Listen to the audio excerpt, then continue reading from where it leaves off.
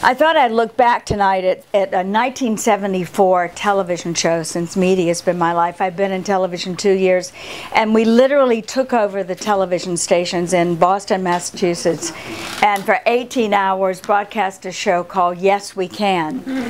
But it was amazing listening to the panels and the conversations and seeing 70,000 women in Boston, Massachusetts on the coldest day of the year, -4 degrees, lining up outside Heinz Auditorium to come in and talk to each other and to hear the amazing women who had already stepped forward and said, yes, I'm a feminist. Yes, I care about where we're going. Yes, I care about my rights. And I was trying to think where we are today. So I thought about last week. Briefly, last week, I moderated a panel every single day of the week on women. It was International Women's Day, so at least once a year, let's pay attention. So on Monday, I moderated the National Council on Women in Research, and there were 6 reports that stack up about like this. You've probably all seen them.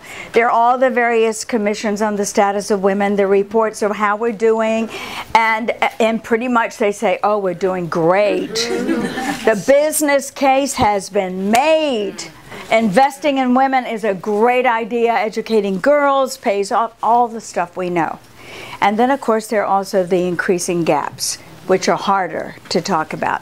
Talking about it at the Federal Reserve Bank with a group of people that probably wouldn't describe themselves as feminists was an interesting conversation. Trying to get, though, the engagement and the interest that follows these business cases being made to the next level. The next day was Women's World Banking. 800 young women at 8 o'clock in the morning, mostly young, traders, investors, women who are doing wealth management in this country, women with money, women who are dispensing money, looking at and talking about leadership. Trying to get that conversation back around to what are we leading for?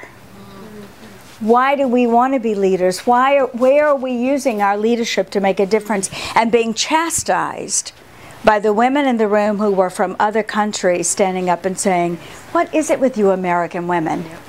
All you do is sit around and talk about being leaders. Don't you ever think about how that connects to poverty?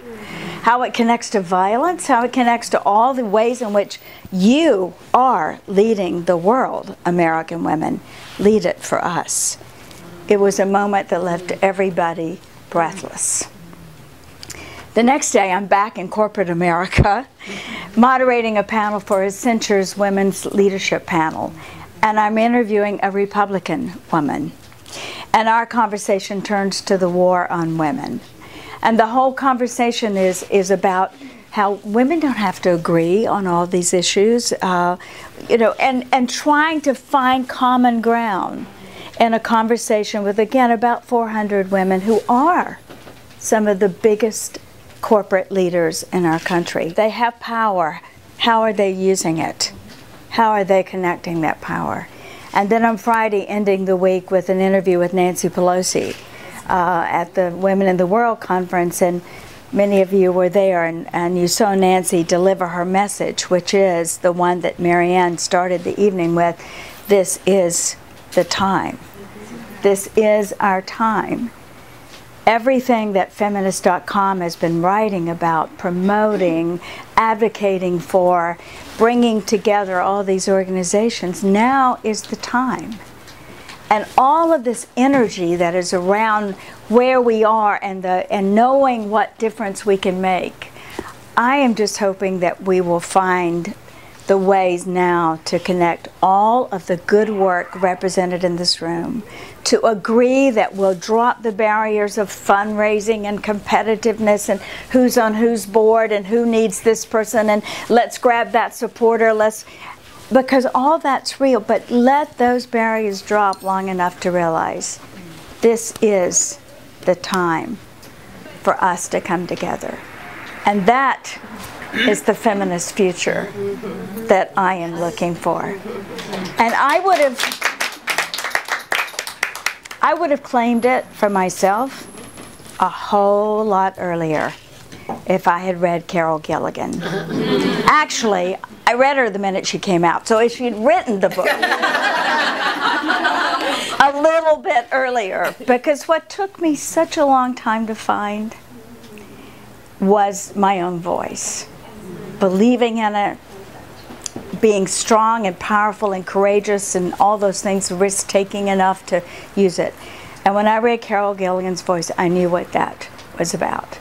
And I believe so much more passionately every day of the week that we do everything in a different voice. But it has to begin with our believing in our own.